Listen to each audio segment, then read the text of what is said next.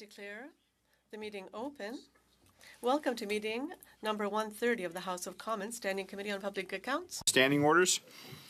Members are attending in person in the room and remotely using the Zoom application. I'd ask all members and other in-person participant witnesses to consult the cards on the table for guidelines to prevent audio feedback incidents. Only use the black approved earpieces, which are earpieces in front of you. Please keep your earpiece away from all microphones at all time. This is especially important today just because because of the close proximity of some of the witnesses. And when you're not using the earpiece, please place it face down on the sticker on the table for this purpose, usually to the right, but it could be to the left of you as well. A reminder that all comments should be addressed through the chair. Conformément à l'article 108.3G du règlement. Pursuant to Standing Order 108.3G, the committee commenced consideration of Report 6, Canadian Net Zero Emissions Accountability Act, 2030 Emissions Reduction Plan. Reports 6 to 10 from the Commissioner of the Environment and Sustainable Development referred to the committee on Tuesday, November 7th. From the Office of the Auditor General, Jerry V. DeMarco, Commissioner of the Environment and Sustainable Development, Kimberly Leach, Principal, and Matthew Lequin, Principal. Nice to have you in today. From the Department of the Environment, Jean-François Tremblay, Deputy Minister, Vincent Arn, Assistant Deputy Minister, Climate Change Branch, and John Moffat, Associate Secretary to the Cabinet, Economic and Regional Development Policy. Do I have all that right? I think that's correct. Oh.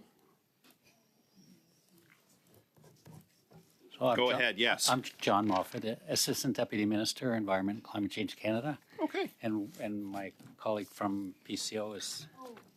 Oh, okay. All right. You're right. I would have picked that up in a second here. From the Privy Council Office, Alexis Conrad, Associate Secretary to the Cabinet, Economic and Regional Development Policy. Pardon me. I'm glad you spoke up. I saw a few head nodding there and realized something was amiss. So apologies for that. I'm glad we got that corrected for the record. You'll each organization will have an opening statement. Although we are starting late, I think we're going to proceed with that. So, Mr. DeMarco, you have the floor for 5 minutes, please.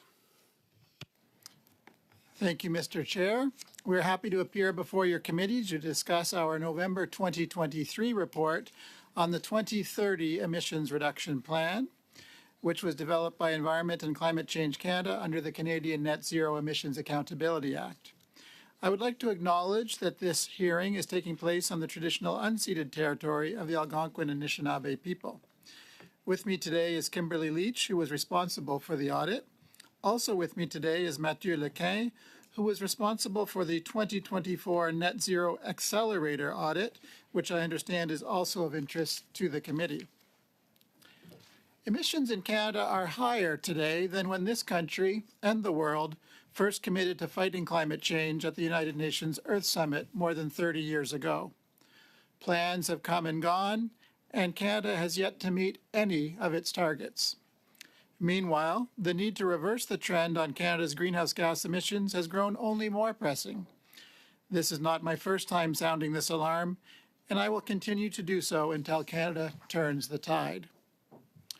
While we were not required to begin reporting on the implementation of the 2030 Emissions Reduction Plan until the end of 2024, we decided to move more quickly, given the urgency of climate change. Overall, we found that the plan was insufficient to meet Canada's target to reduce emissions by 40 to 45% below the 2005 level by 2030.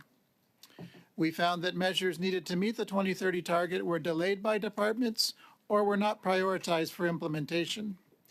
We also found a lack of reliability and transparency in economic and emission modeling, leading the government to make overly optimistic assumptions about emission reductions. I was also concerned to find that responsibility for reducing emissions was fragmented among multiple federal entities not directly accountable to the Minister of Environment and Climate Change. This means that the Minister has no authority to commit other entities to reduce emissions to meet the target. La bonne nouvelle est que certaines mesures du On a positive note, some measures in the plan have great potential. If stringent enough and applied widely, carbon pricing and regulations may support deep emission reductions. We expect to issue our next report under the Canadian Net Zero Emissions Accountability Act this fall.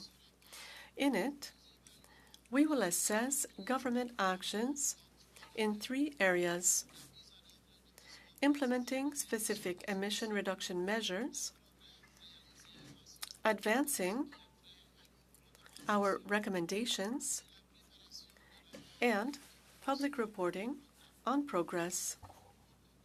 In closing, I want to emphasize again that the window to avoid catastrophic climate change is closing fast.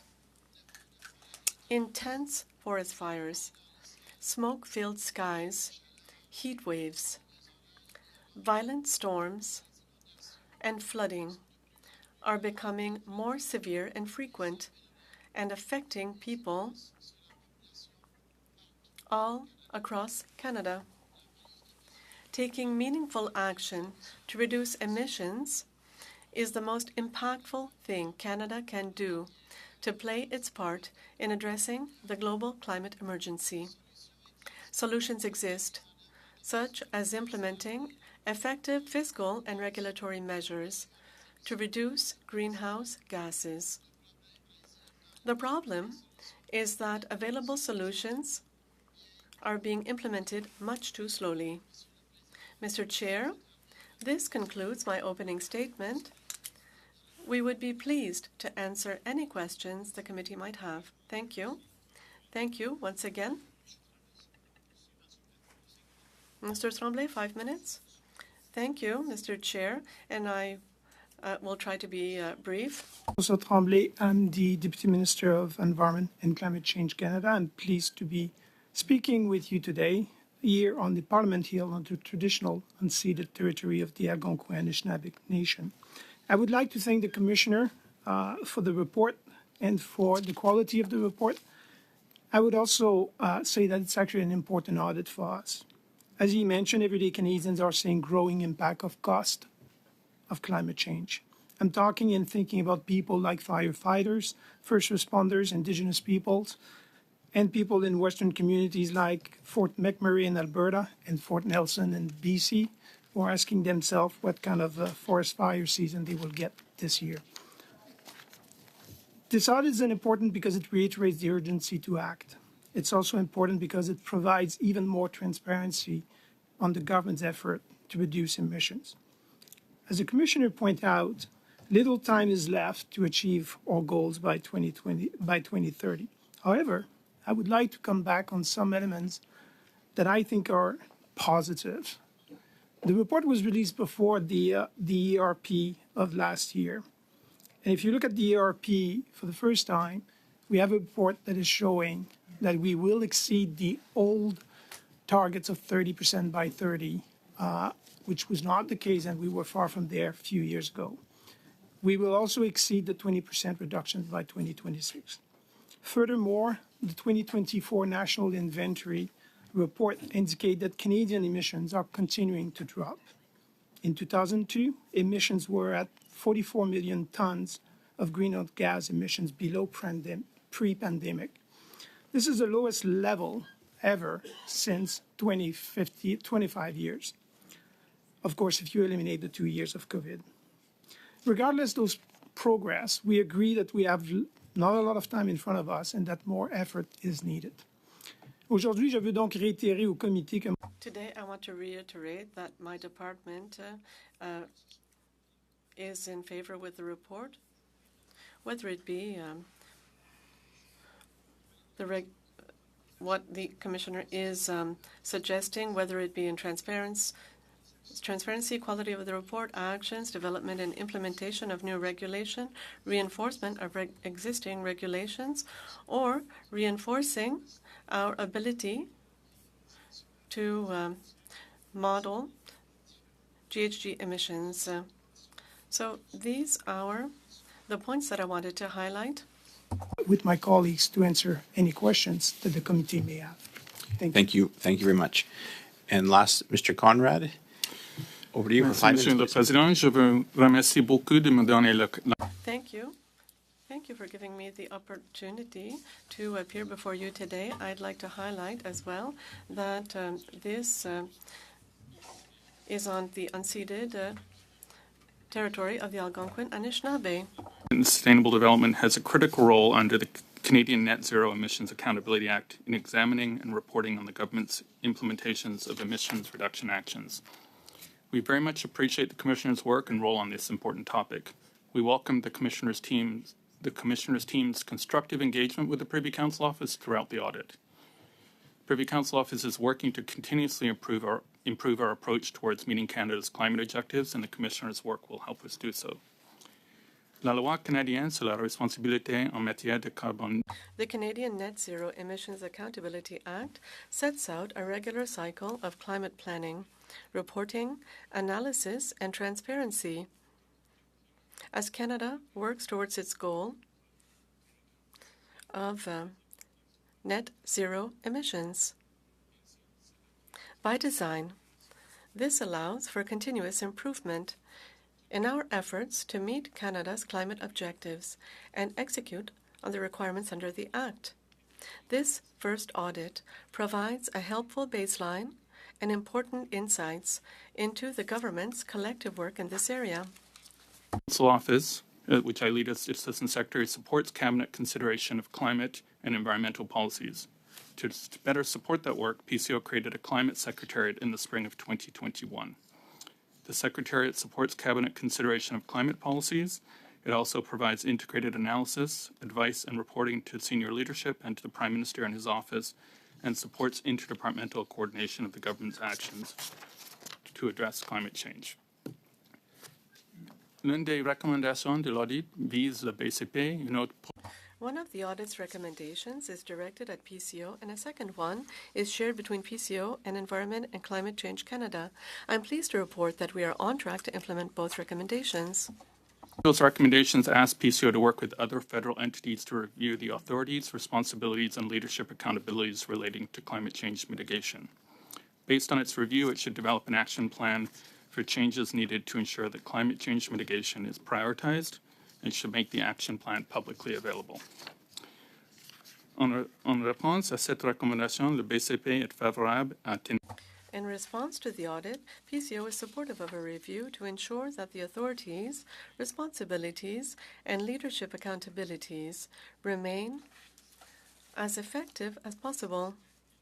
Areas and instruments that could be leveraged include mandate letters, Cabinet committee structures and assignments, and alignments of ministerial and departmental powers, duties, and functions. PCO's Machinery of Government Secretariat is undertaking a process of assessing existing legislative authorities that touch on climate change mitigation, is also examining existing decision-making processes. PCO also shares a recommendation with Environment and Climate Change Canada, which directs us to make substantive information from what was then called the Integrated Climate Lens publicly available.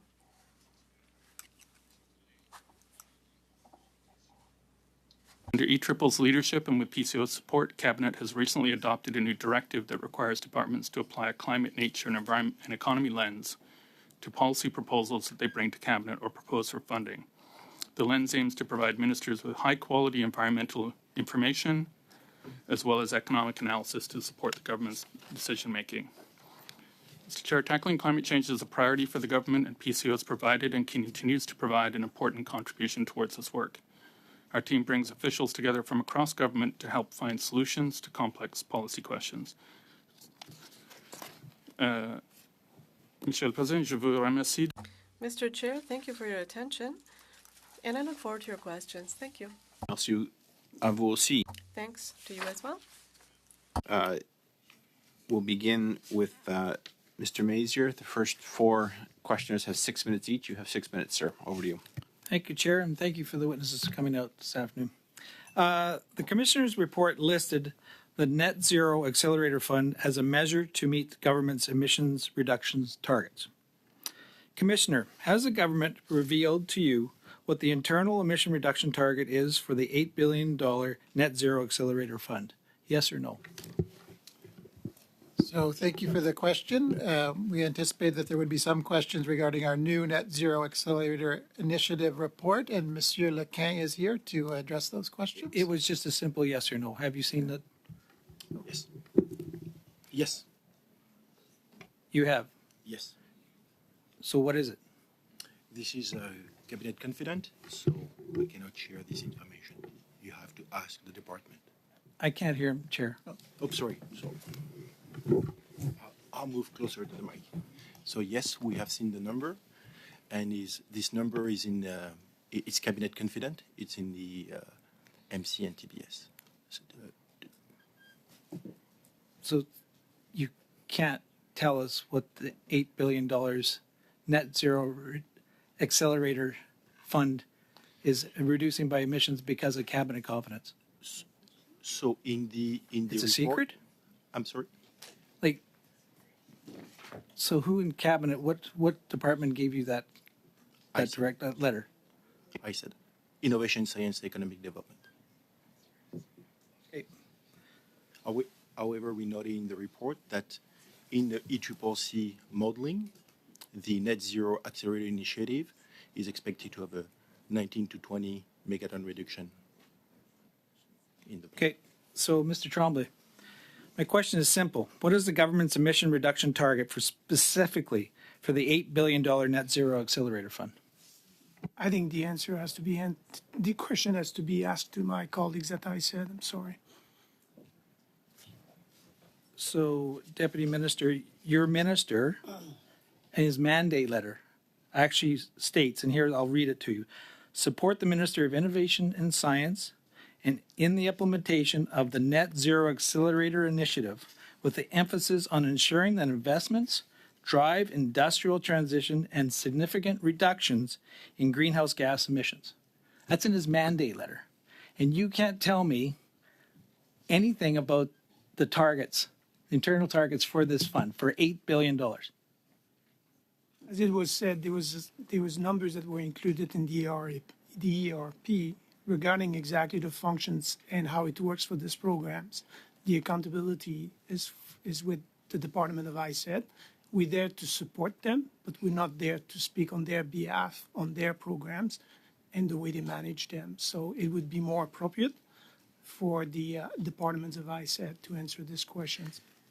Mr. Major, just hold on. I'm going to ask the clerk to just turn the volume up. I'm getting reports from people who can't hear online and in the room. So if we can get the volume turned up significantly so we can hear what's going on clearly, I'd appreciate it. I'm just going to wait till that's done. And Mr. Major, you'll have 3 minutes remaining on the clock. No, just hold on. I want to get confirmation. I've got several notes from people who are having trouble hearing. And I will talk. Is it possible to turn the volume up in the room? I'm asking. Okay, thank you. No.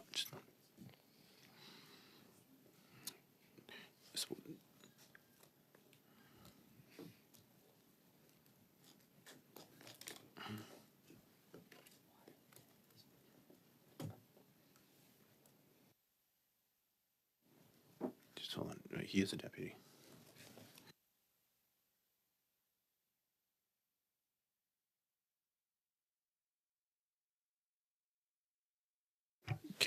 Is that better? Is that better?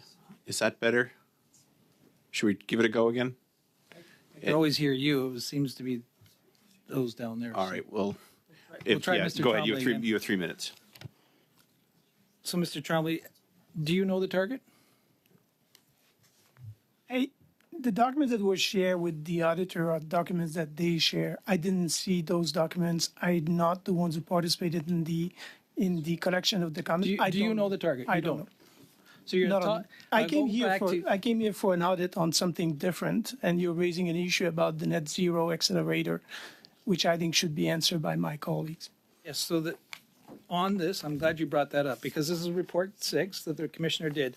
In it, there's a whole host of different type of projects that are in to reduce emissions in Canada. We're talking about one of these, out of all these lists, there's a net zero accelerator. It's right there. It's in this fund, $8 billion. And you don't know the target, the emissions reduction target for $8 billion. I'm telling you that it is more appropriate for the Department of ISED to answer your questions about how they manage their programs, the objective of their programs, and the result they expect.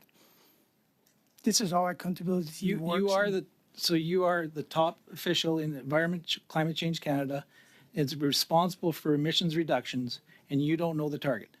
I'm telling you that if they didn't give Yes or no? if they didn't give you the information, it's not for me to reveal the information, whatever it is. It's for them to do it. Do you think the Canadians deserve a right to know? No comments. I'm not even part of those discussions, so that I think it's more appropriate to ask our friend at ISED to answer that questions. Okay. Much time, Chair? 90 seconds. That's good. I'll pass. All right. Ms. Bradford, you have the floor for 6 minutes, please. Thank you, Mr. Chair, and thank you to our witnesses for being with us today. Mr. DeMarco, did the Government of Canada provide all the requested information to CESD? Are we back to the Net Zero Act, or are we still on the Net Zero Accelerator? Well, we're in this report, the Act. The Act. So I'll ask Ms. Leach, the principal responsible for this audit, to return to the table and assist with this. Ms. Leach was the principal responsible for the Net Zero Act report. Yes, thank you very much for the question. So there is a section in our Act that deals with the provision of information. And there were some instances where we did talk about the lack of available information. And there were a couple of instances there where we ran into some trouble. One was with regard to some information that we were looking for on an integrated climate lens. And we were looking for this information because it had the economic modeling together with the climate change greenhouse gas modeling. So we were looking to see whether these decisions were policy coherent as a result of that. But some of that information was not available to us and is not publicly available due to cabinet confidence and budget information reasons. So we did make a recommendation on that and to PCO and Environment Climate Change Canada, which they agreed to. So some of that information will be shared in the future in summary form, which had been mentioned. Okay, thank you. Mr. Tremblay, are there issues with Canada's emissions modeling, and if so, what is being done to improve the modeling? On modeling, is not an issue with modeling. Modeling is something that is always going in progress. So when we do modeling, it's something that, as the commissioner asked us, it's something that we work on to make sure that it's actually as good and accurate as possible. We have sent 5 biannual reports to the United Nations on using our modeling. 5 times it has been reviewed by international experts, and it passed the test. We do work with modelers, experts, to try to improve the modeling. The modeling is a complex thing, but it's a complex work, but it is something that we continuously doing and continuously review. For example, our modelers are now having a meeting today or this week with external modelers, as it was suggested by the commissioner, to precisely compare modeling's expertise and compares how they arrive to their own results. So it is something that we're doing. We don't pretend that we're perfect on modeling, but the modeling that we're doing is internationally recognized as actually good. Okay, and are there efforts being made to improve the speed with which the NIR is reported? It is something that was raised by the commissioner, and in some countries on how fast they are able to actually provide information on the emissions for recent years. We are working on this. We said that we will be doing some work with Statistics Canada. The team is working on this. Our scientists are looking at it and looking at what could be done and what would be the cost benefit of this. Like everybody else, we would like to have the information as soon as possible. So we're looking at ways that we can accelerate the time it takes to get the information about emission reductions or emissions issue. Okay, thank you. So for Mr. Conrad, recommendation number 6.79 concerns the fragmentation of responsibilities regarding the reduction of emissions. How can the Canadian Carbon Neutrality Accountability Act be monitored when no minister or other party is responsible for meeting reduction targets? So, Mr. Chair, so first of all, thank you for the question. We worked with the commissioner on this recommendation. We agree there is space to clarify accountabilities. We are going through a process to review those. It's actually an ongoing process. At any given point, we work to make sure ministerial accountabilities are clear. Different ministers clearly have responsibility for different programs. They have legal responsibilities. They've been mandated through mandate letters by the Prime Minister. The Minister of the Environment and Climate Change does have responsibility for the Act and for parts of the Act, but there are numerous contributions coming from different ministers with clear accountabilities for their responsibilities given either by Parliament or directed by the Prime Minister. We're confident that the system works, but we are also confident there's opportunity for us to keep reviewing the process to make sure those lines of accountability are as clear as possible. And that's something we're doing now and will continue to do over the months ahead, and we've committed to that through the Management Action Plan. So you've mentioned that you're excited to implement some of the upcoming recommendations and prepare them for implementation. How do you ensure that implementing the recommendations leads to actually having them followed through on? So as we go through the process, for example, ministerial mandate letters, we track very closely the responsibilities and the commitments that ministers have been asked for. As PCO, we provide, keep track closely of initiatives that are moving forward when timelines have been put in budgets or in policy documents, and we track this quite closely. We gather information when items come to cabinet. We make sure that they're vetted through that process, and we keep very good close eye on the commitments the government's made, and are very careful to make sure that ministerial accountabilities are kept where they're needed. So why not proceed as the United Kingdom has done with monitoring under the responsibility of a committee reporting to Parliament? And why would such a change require like a full year's reflection? So I can't speak for the British system. It's something the Commissioner flagged. It's something we agreed through the process to look at. I'm working with my colleagues in machinery of government part of the Privy Council office on that. I wouldn't prejudge the outcome of their deliberations, but certainly there are different models in different governments, and we often look at the UK for how they're doing things, given the nature of their system is so closely mirrored with ours. Ms. Bradford, your time's up. If you have a follow-up question, I'll allow that, but if not, it's something new. It was okay. a new Okay, yeah, tangent. if Thank you could hold till next round. Thank you. Suivant, c'est Madame Sinclair Desgagnés, s'il vous plaît. Mrs. Sinclair Desgagnés, 6 minutes. Thank you, Mr. Chair, and thank you to the witnesses. Mr. DeMarco, I'm going to begin with a question for you. Oftentimes in your report that is very well written, we find nuggets hidden in some paragraphs. If I look at paragraph 40, we formulated recommendations, similar recommendations, many times over the past 20 years.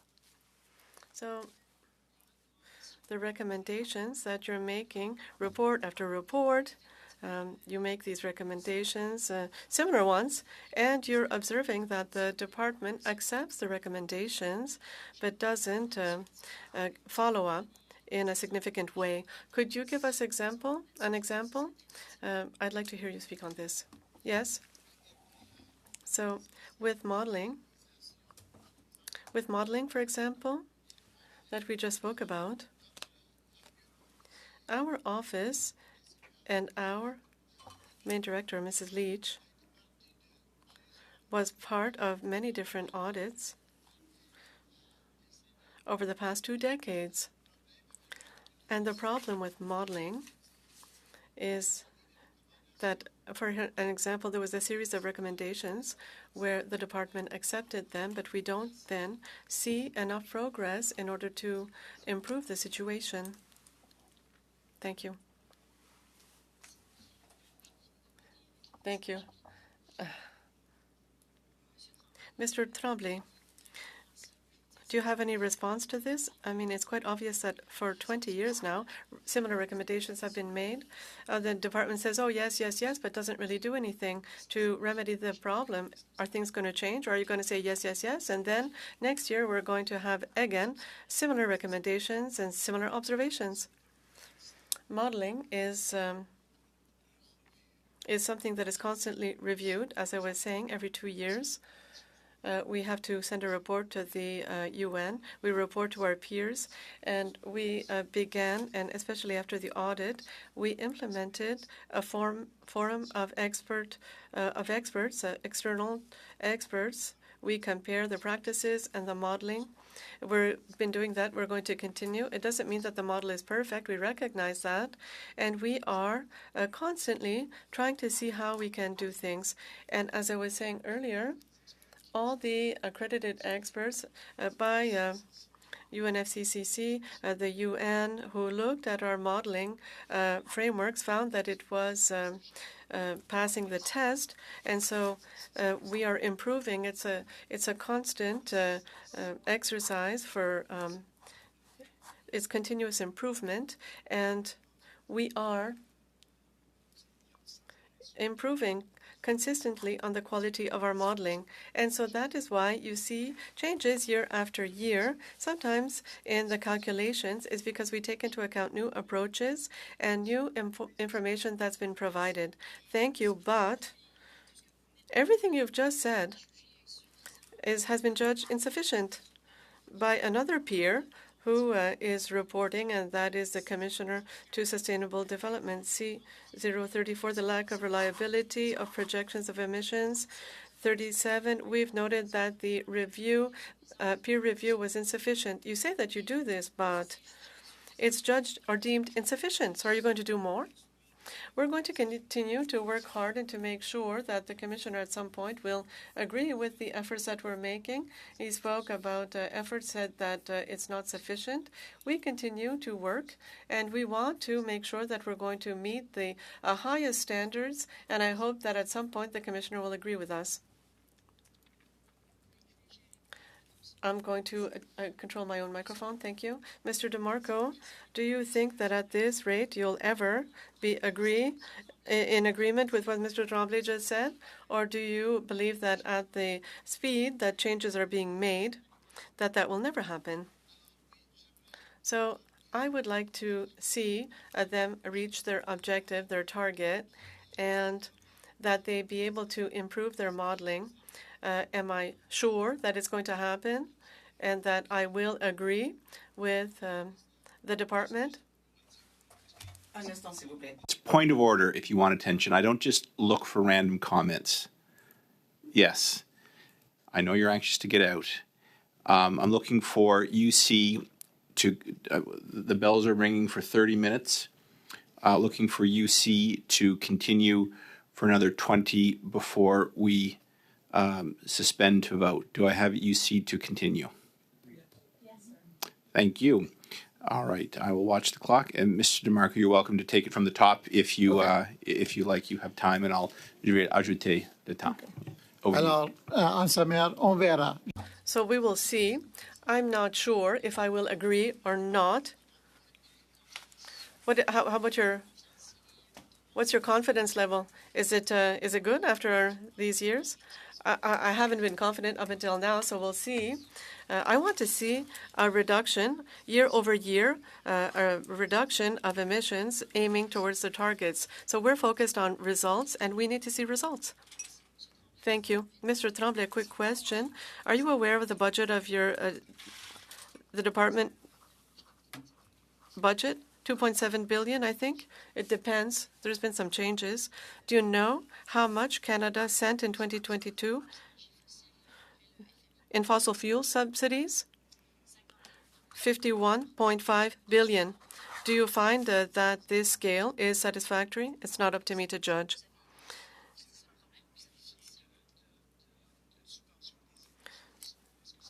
Was this for decarbonization? I'm not sure what this is for. Well, perhaps, but given the profit of these businesses, it could be judged as something quite indecent if you're looking at net zero, especially for an industry that is making billions in profit. Mr. Chair, how much time do I have? 20 seconds. Okay. It must be frustrating for you to see that more money is spent in helping oil and gas companies, and even if you really wanted to help them to reduce their greenhouse gas emissions, what we see is that in your objectives there was only 6 or 5 on the 80 that were targeting the oil sector, and it's the highest emission. So it seems like you're talking out of both sides of your mouth. Well, we're working on regulation for methane. We also have oil and gas capture.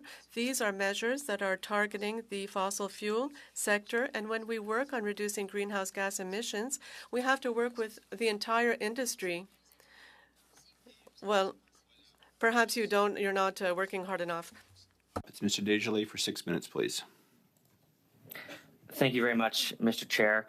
Growing up, I often heard a phrase from many of the elders in a very small rural Indigenous community I grew up, which was that young people, particularly children, that this planet and this place and this earth is more theirs than it is ours, and that we have a responsibility to that principle to know that those who act and those who are stewarding this land have a really real and very tangible connection to the next generation and the fact that they'll have to deal with many of these things. As a more recently elected member of parliament, I'm sure our witnesses could sympathize with the many stories I hear, the fear of young people. Every single school I go to speak to and visit with, a young person comes up to me and will ask me a question as to whether or not enough is being done to make sure that they can have a livable planet.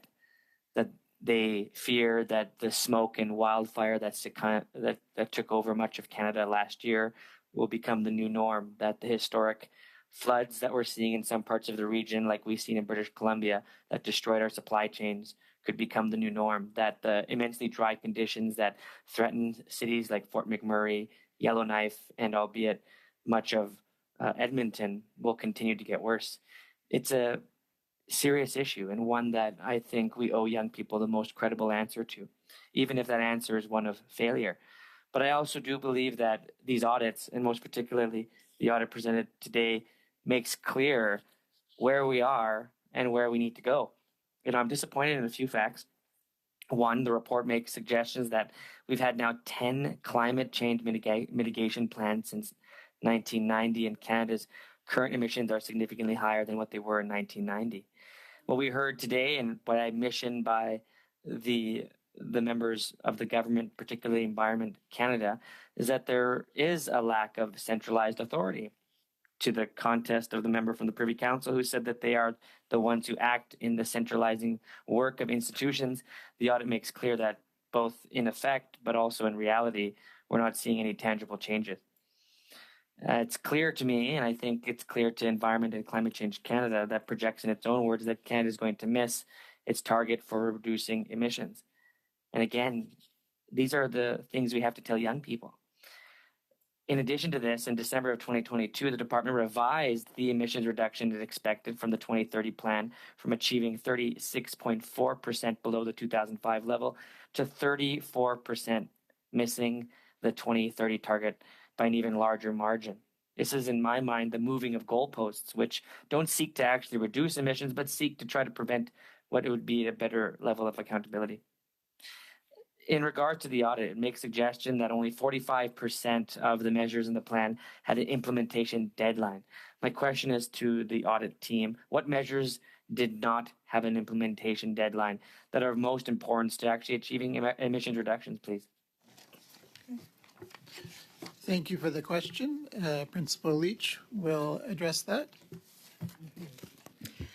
Yes, so thank you for the question. In paragraph 6.26 and in Exhibit 6.5, we talk about the 80 emission reduction measures in the plan. And we point out that that there was no deadline for about half of them. And the ones that did have a deadline were mostly the regulations, because that you have to do a regulatory impact statement when you're proposing a regulation. So those deadlines and those emission reductions were fairly clear. We also noted there that 95% of the measures, of those 80 measures, did not have an emission reduction target. So Thank you very much. Yeah.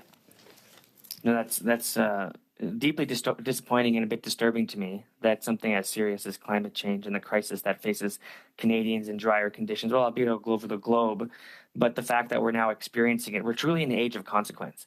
You know, I was a young person, I experienced a wildfire, and I know how devastating that can be for rural people, for Indigenous people, and for those who have to succumb to its smoke. It's pretty devastating, and it leads to lifelong impacts, both to psychology, but also to one's own feeling of safety and security, which is why I find these audits so difficult for me to be able to understand the grave severity of the consequences of not acting sooner.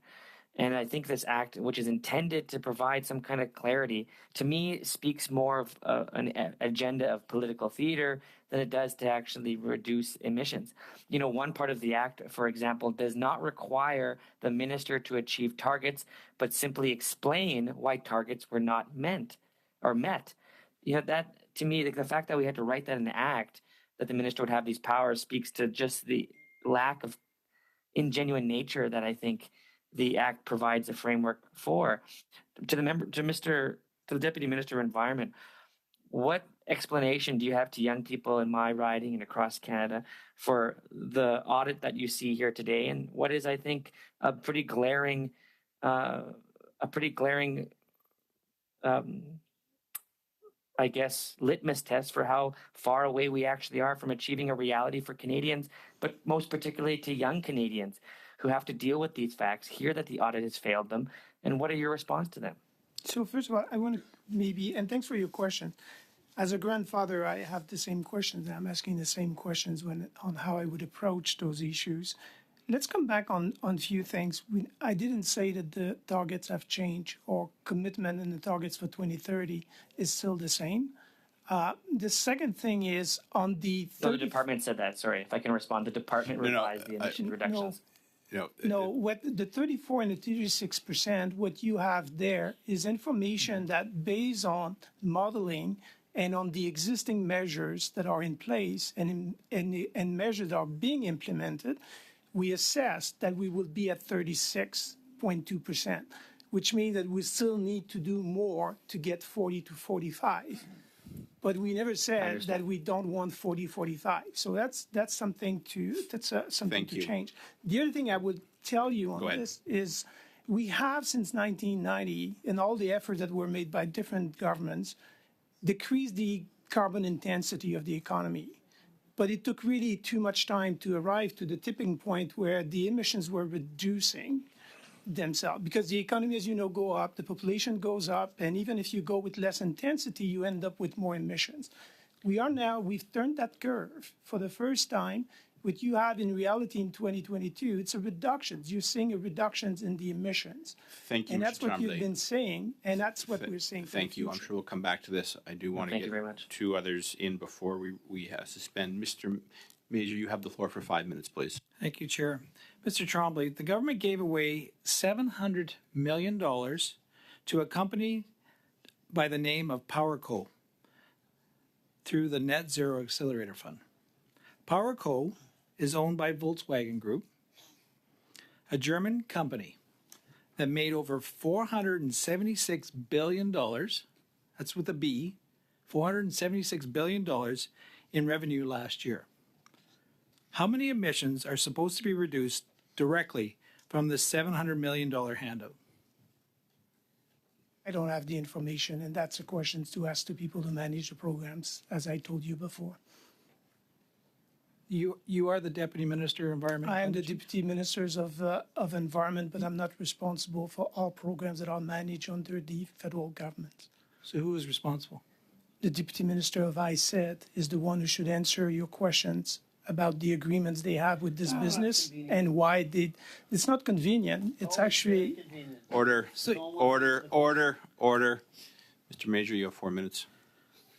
So I'll ask another one, and I'm sure you got the same excuse.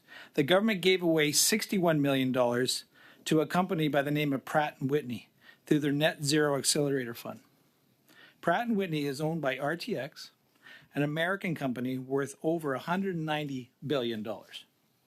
How many emissions are supposed to be reduced directly from the $61 million handout? it's the same answer. You have no idea. And what's most frustrating, you're so flippant about it. You don't even care. Oh, well, so prove it. Okay, I do care. What is but the I care also- goal? How many emissions? Was there even any care- targets? I also care about accountability. I will not accept other Do you? departments. So you would Yes. think the head cheese on environment and climate change should absolutely know how many emissions are being reduced by especially by an $8 billion program. You think you should be a little bit concerned about that? This is not for me to comment on this, and you know that. You have to talk with the departments who's managing the programs. They're the ones who are responsible and accountable for this program. And that's the way it always has been. Okay. You gave the parliamentary budget officer a copy of the government's impact report on the carbon tax. However, in your letter on behalf of Minister Guilbeault, you stated, and I quote, "I request that you ensure that this information is used for your office internal purpose only and is not published for further distributed," end quote. Why is Minister Guilbeault keeping this carbon tax report secret from Canadians? We didn't give a carbon tax report. What we gave to the PBO, it's basic data. It's a spreadsheet, Excel spreadsheets of information. And some of this information has not been published. And that's why, and sometimes it could be protected by certain act like the Statistical Act. So as we always do with the PBO, we want to make sure he's got all the information for him to provide and to develop his own analysis. So we gave him the information and we put this request that he doesn't distribute the information, use it for his analysis and make sure that it's useful for him, but not necessarily releasing it. Could you table that report with the committee? It's not a report. It's a decision that the governments will have to do. We can do the due diligence, and a decision can be Could you made table on that? this. Sorry? Could you table that? I'm not in a position to table it at this stage. Who would be? It's a decision that the governments will have to be made. Will have to So make. what not necess- government? The Privy of Mr. Conrad, would he be in charge of that? C'est une décision qui devra être prise par les. It's a decision that has to be made by government authorities. Matt, thank you very much. You have the time to answer. It's a decision that has to be made by the government as such, that would indeed include discussions with the central agencies. Our role as officials is to ensure that in the information that is disclosed, that there has been due diligence done on what is confidential or not. But the decision is the government's at the end of the day to whether to publish or not. It's not a report, but the data in question. Commissioner, are you concerned with the answers the Deputy Minister is talking about for this Net Zero Accelerator? Yes, in general, I am, in terms of the principle of transparency. If Canada were a country that was showing that it could meet targets, set targets, meet targets, set targets, meet targets, and we didn't necessarily need to see what was going wrong because nothing was going wrong, then maybe even I would agree they should still be transparent. But it's even more important that they be transparent with a track record of failure after failure after failure. Transparent with peers in terms of modeling, transparent with Canadians in terms of targets. All of this is important. I don't have any specific comment about the document or the Excel sheet that you're speaking of, but increased transparency is something that our office is concerned about, and it's a theme in several of our reports, including this one. Thank you very much. Mr. Weiler, you have 5 minutes, please. Thank you, Chair, and I do want to thank the witnesses for being here today and some familiar faces from the time I was I had the honor of sitting on the Standing Committee of Environment and Sustainable Development. Commissioner DeMarco, given that this report was tabled, I guess, over a year ago now, and I think actually we had you at the NV committee to talk about it. In the time since then, with the responses of the government to your report, and also the recent policy and program responses that the government has brought in with respect to climate change, would the conclusions, any of the major conclusions of your report change today if you were doing the report today? Thank you for the question. Time flies, but it hasn't been a year yet. It was November, I guess, that we tabled this report. I would say that there's been no major change in the key measure, which is for existing measures, when Environment Canada models them, do they add up to 40 to 45% yet, or do they not? They still do not. It's oscillated between 36, 34, and now their latest edition from the progress report is it's back up to 36. But whether it's 34 or 36, it's still not 40 to 45. So there's still a gap to be filled there through additional measures. And I would argue that because their target it's a little bit odd. It's not a target of a number, but it's a range of 40 to 45%, that they may have to actually focus on the upper part of that range because of their historical failure to ever meet targets. So they may need to factor in a bit of a buffer and aim for something, not the bare minimum of 40, but they may need to aim for something higher. But at this rate, they're only on track for what they believe to be 36%.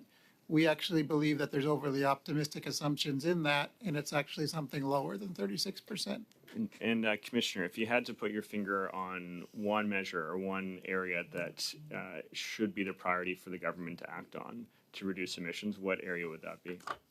So I can answer that from two perspectives. One from our 2021 Lessons Learned report, and that's the conceptual level, is that stronger leadership and more effective plans would be needed. And then at a sectoral level, I can answer it from a second perspective.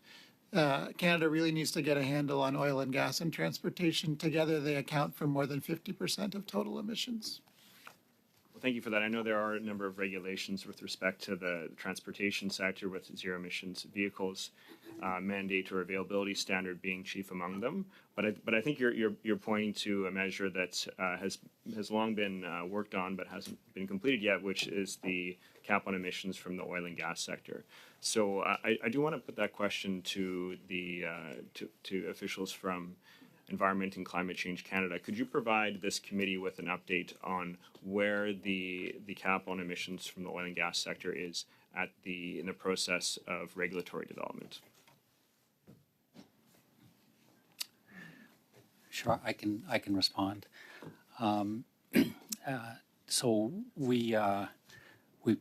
the Prime Minister committed to develop the cap.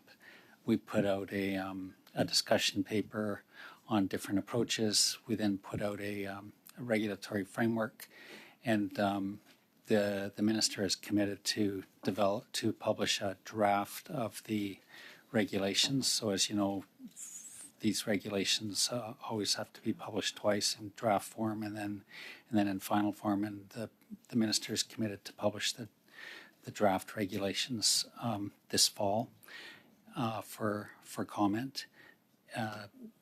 So we're very close to the final design of the draft regulations based on about a year of extensive engagement with various experts in the sector and our own internal analysis. Thank you, Mr. Moffat. And could you maybe just provide some details to this committee about why this process has taken as long as it has? Because I understand this may be longer than a lot of folks, including myself, would have liked to see from it. And I'd be curious to hear why the consultations and this process has taken this length of time.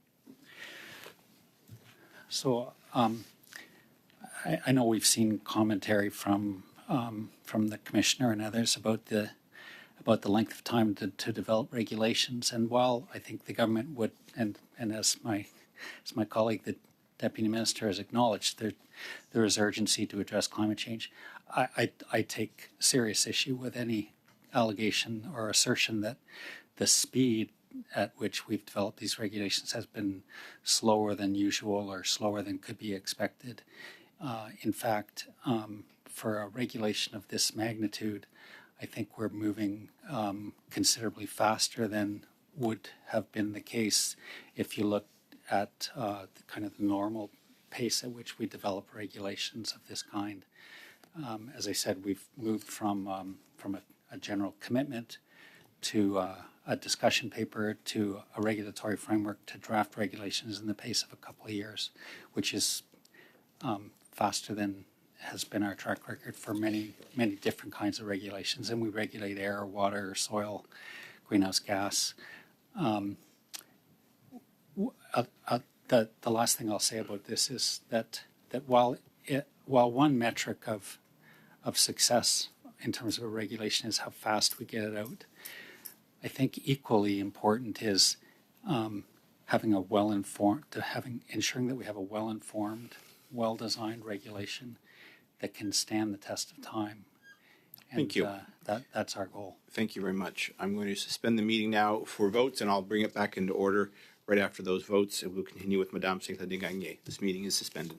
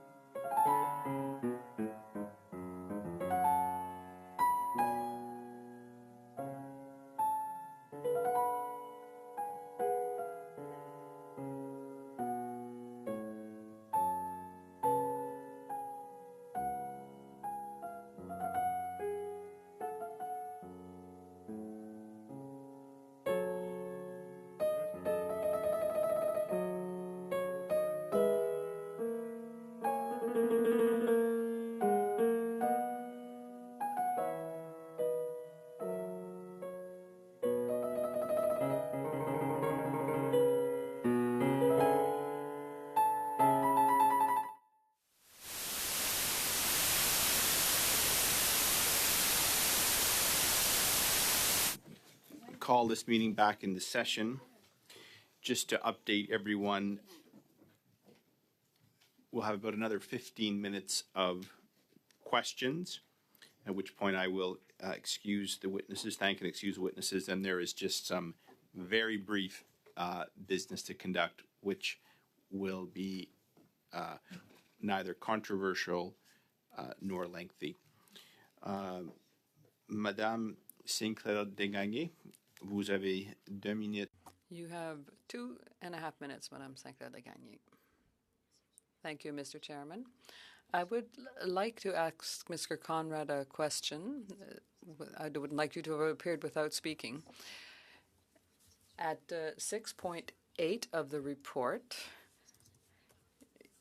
it refers to your responsibilities in terms of climate change. You are responsible for putting in place mitigation measures. You have to support the minister in the coordination of his climate change plan. So when I gave the figures earlier of the participation of the government in the Environment Department's budget, which was $7 billion compared to $56 billion that was given to the oil and gas sector, do you not find that in supporting climate change, the Privy Council is doing one thing with one hand and another on the other, or is that just greenwashing? Just if I can kind of back it up just a little bit to explain kind of my role in the system, and I think that will clarify kind of how the Privy Council office fits in. So I have a responsibility to help manage collective decision-making through the cabinet process. We provide advice, to the Prime Minister, but we do not take over individual ministers' line responsibilities and accountabilities. We do not make spending decisions ourselves on specific items. We play a role to bring parties together. We ensure that the right information comes to ministers for consideration, that things are properly vetted, they're properly analyzed, but we leave it to the individual line ministers to manage individual Merci, Monsieur Conrad. Mon temps est limité. Thank you, Mr. Conrad. We've learned in cégep or even in high school that when we have objectives, they have to be smart, specific, measurable, realistic, and defined over time. So do you consider that when you support, in this case, the government, generally speaking, and its policy on climate change, that it's acting in a smart way? So I assure, Mr. Chair, I assure that all proposals coming through the cabinet process meet strict criteria in terms of considerations. We don't use that specific terminology, but we have a very detailed set of considerations. Et pourtant, le rapport du commissaire montre que And yet the commissioner's report shows that all of those criteria of good policy are not respected. So what is your role within that? Are you going to do something for our policies on climate change? Or are you going to do something so that they're not just a one-way street, everything sent to the oil and gas sector? Or are we going to do something to reduce greenhouse gas emissions and us being the joke of the G7? Which is it going to be? So I have a great deal of confidence, Mr. Chair, in the internal process to ensure that all factors that go into collective decision making are there.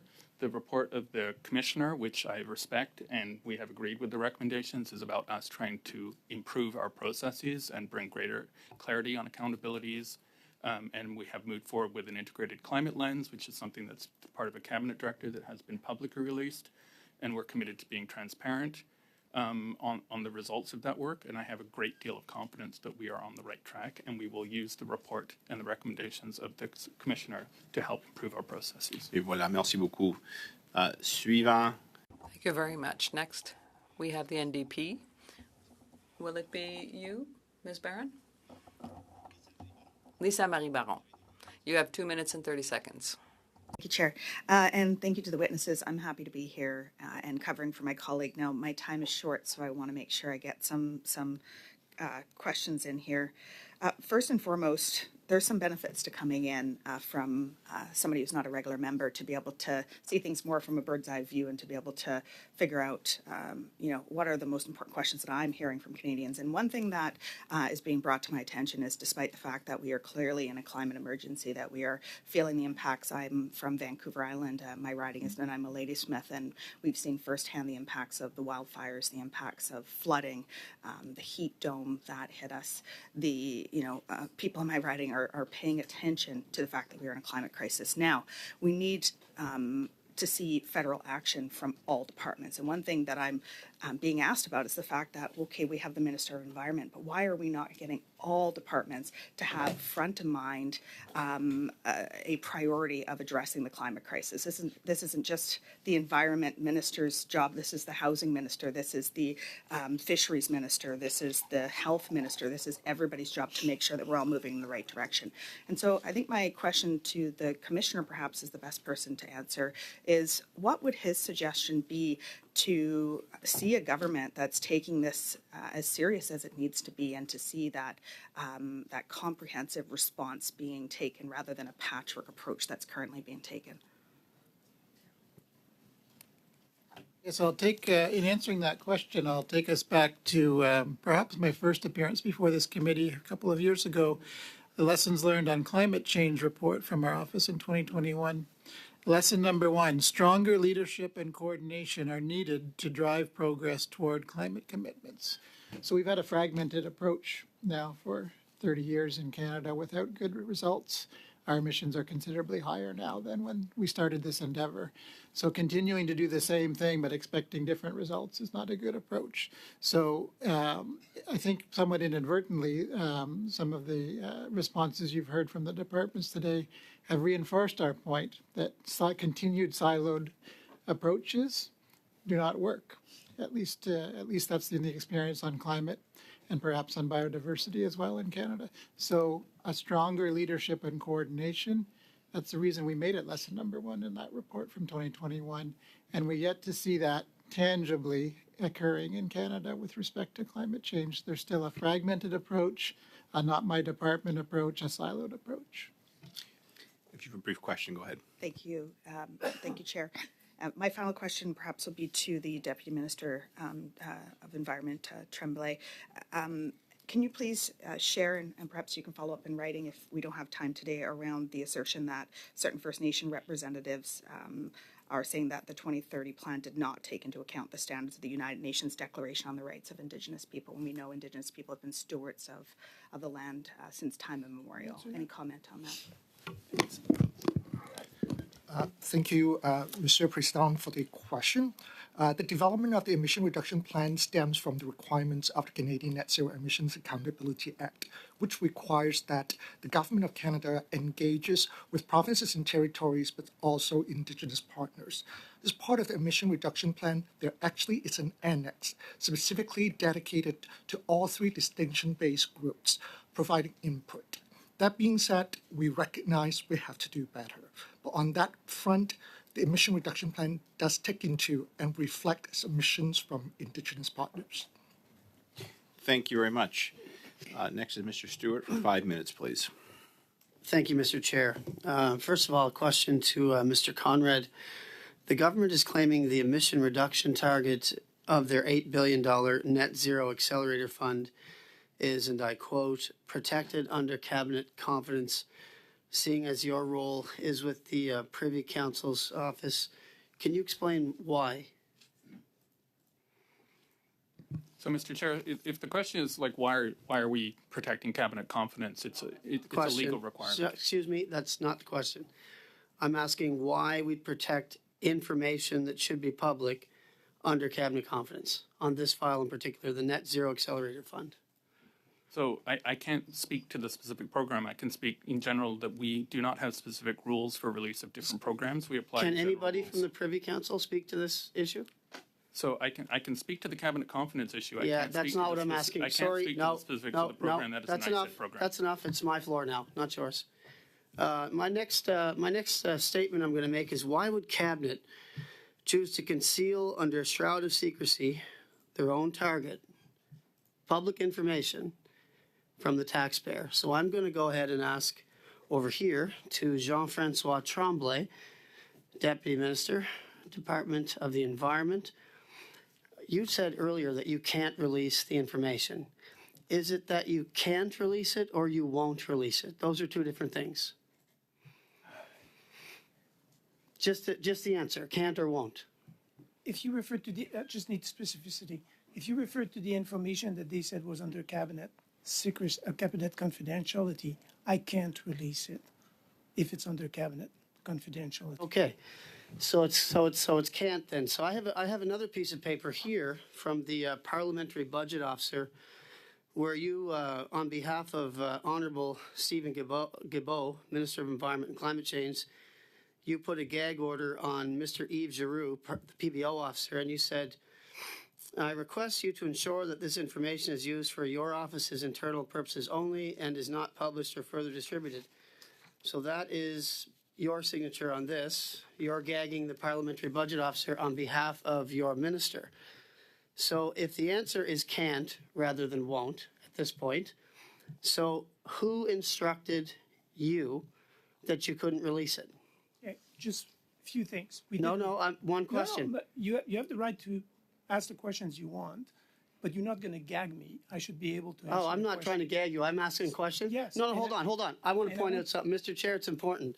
A lot of questions earlier, you said that you just couldn't answer it because that wasn't your purview.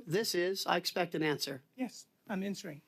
First of all, we didn't gag him because we gave him all the information that he needs to develop his own analysis. So there was nothing there that was actually not provided to Yves Giroux. So that's the first thing to say. Now, you said PBO officer couldn't release it. What we told him is we requested not to release. Excuse me, I just read what you told him. You told him, I request you to ensure that this information is used for your office's internal purposes only, not published or further distributed. You told him he couldn't put it out, precisely. Because the information has not been vetted in terms of protections from a legal perspective. It could be protected under certain act. And also because it was never released. We asked him to not release it. So we give him the confidential information and say, use it for your analysis. Mm-hmm. As I said to your colleagues, the issue of releasing this information or those data or not, it's a decision for governments to make. That's great. Back to my initial point. Who instructed you to carry out this letter to the PBO, and who instructed you? Who instructed you that you could not release the information? Advice from the departments, and to be fair with you, this is something we've been doing. Hold on. You were advised by the department, but over here you're saying it was cabinet confidence. Which is it? No, that's two different. Yeah, exactly. Two different answers to the same question. No, I it's agree not with the you. same No, I question. agree with you. The It's two questions different was- answers to the other same question. Another question. Was never it the pretended Prime it Minister, the Minister of the Environment, or the Minister of Industry who put the gag in the cabinet? Who did that? Who instructed you that you couldn't release public information? This information has nothing to do with the Net Zero Accelerator. This is information coming from Environment Canada. This is not cabinet. We never pretend it was cabinet confidential. What we said was that the information, as you read in the letter, was unpublished. That's what we said. And may have. Okay, that's right. If it's not cabinet confidence, you can release it then. As I said before to your colleagues, there's a due diligence to be made in terms of, is it information that should be protected on certain legislation? You just said yourself that you could release it if it wasn't cabinet confidence. Which is it? You guys are going to have to start coming in here and learn to be accountable. None of you want to be accountable, and people are watching it too. This is the accountability under the Federal answer the question. Accountability Act. Answer the question. There's more than one legislation that actually manage confidentiality. So yes, we have to do the due diligence, and ultimately, it's a decision the governments can answer the question. And that is the time. I answered the question. Oh, you're an apologist for the government. That and you didn't is answer the time, anything. Mr. Stewart.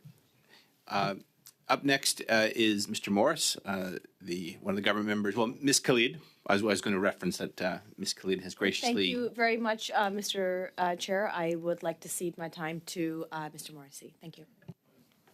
Mr. Morris, you have 5 minutes. Well, thank you, Chair, and thank you, MP Khalid. I want to start by saying thanks to the Commissioner and to your team for the work you've been doing, starting with recognizing that in Exhibit 6.3 of the report being discussed this afternoon, you're helping Canadians to see that emissions have gone up in Canada since 1990, and actually we're the only G7 country for whom that is the case. Emissions in Canada, as of the most recent inventory report, have actually gone up 100 megatons since 1990. It was around 608 megatons in 1990 when we all decided we were going to start to care about the climate crisis, and it's about 708 megatons as of the most recent inventory report. Now, in your report, you've concluded that the measures the government has proposed to reduce emissions by 2030 are insufficient to meet their target between 40 to 45%. I'll note that that target doesn't follow climate science, that we need to get to at least a 60% reduction by 2030, but we have actually started to go down in the last year. It's a 7% reduction in the last year at least. Where I'd like to ask questions is about the measures we need to see this government taking to go further and faster. Because on one hand, we have oil and gas CEOs who were at the Environment Committee last week, and they made very clearly themselves to parliamentarians, they have no interest in an oil and gas cap. They've got no interest in a windfall profit tax on their record-breaking excess profits. In fact, they have no interest in any additional regulations whatsoever. So that's oil and gas on one hand, significant emitter in this country. On the other, though, is that we have this draft framework for the oil and gas cap that has come out since this report did, and there are significant exemptions contained in it, including 25 megatons lost to compliance flexibilities, carbon offsets, essentially. And so, Commissioner, to you or Principal Leash, I'm wondering if you could share how important you think it is for this government to strengthen what was in the regulations, or if you can even speak broadly about how important do you see the oil and gas cap, this cap on emissions from the oil and gas sector, as it relates to making progress towards their 2030 target? Thank you for the question. So you're absolutely right that Canada is the worst performer in the G7 since both 1990 and since 2005, the two baseline years. What is needed is a collection of effective measures that will meet or exceed the next target. We're not in the business of setting a target. You mentioned 60 or something else, but we're in the business of assessing performance towards the committed target, which is 40 to 45%. They need a package of measures, and it's their choice as to what the measures will be that are effective and that will meet the target. How much they will get from each measure is up to the government to decide, but it has to be something that is at least 40%. And as I said earlier, because they've tended to miss their targets over the past 30 years, they may need to aim higher and then hope to get to the minimum of 40%. And that's kind of my concern is the aim with the oil and gas cap was to get 79 megatons of reductions. And with the draft framework that we now have, we're looking at maybe 34 megatons, so about half. So you're saying aim higher, and the draft regulations are telling Canadians that they're about half as much as they'd originally intended with the framework. Have you got any advice for government on the oil and gas cap framework, or any comment you'd like to make about that measure in terms of meeting our climate change goals? Yeah, so if any of their measures is delayed or watered down in the consultation process, it means that all the more important to have other measures to fill in that gap. So if you diminish the scope of a measure, for example, as happened with the clean fuel regulations in terms of the evolution of that regulation, then you need to catch up somewhere else. We aren't in the business of prescribing what the full menu of measures will be, but the measures have to be in aggregate effective enough to meet the target. Thank you, Commissioner. One last question is to Mr. Tremblay. I believe that my colleagues on the government side are well-intentioned in terms of working towards this target, and so I appreciate what we've heard from the Commissioner in terms of advice for them to work towards doing so. I know one of the critiques that the Commissioner has shared is a lack of coordination. And Mr. Tremblay, when I heard a colleague asking about that, I saw you kind of shaking your head earlier. And so could you maybe, I don't see it in this report, a response from Environment and Climate Change Canada. I know I'm low on time. And so could you table to this committee evidence that I assume you would purport to have that shows more coordination that the Commissioner has said is really important for us to meet our goals? No, the reason I was raising that is that there is actually a lot of coordination. Is it perfect? No.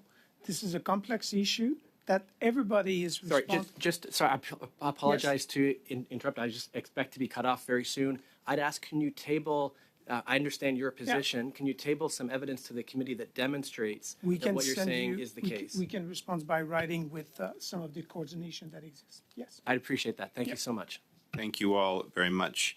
And thank you to Mr. DeMarco, Mr. Tremblay, and Mr. Conrad for your testimony and participation in relation to the study of Report 6, Canadian Net Zero Emissions Accountability Act 2030 Emission Reduction Plan.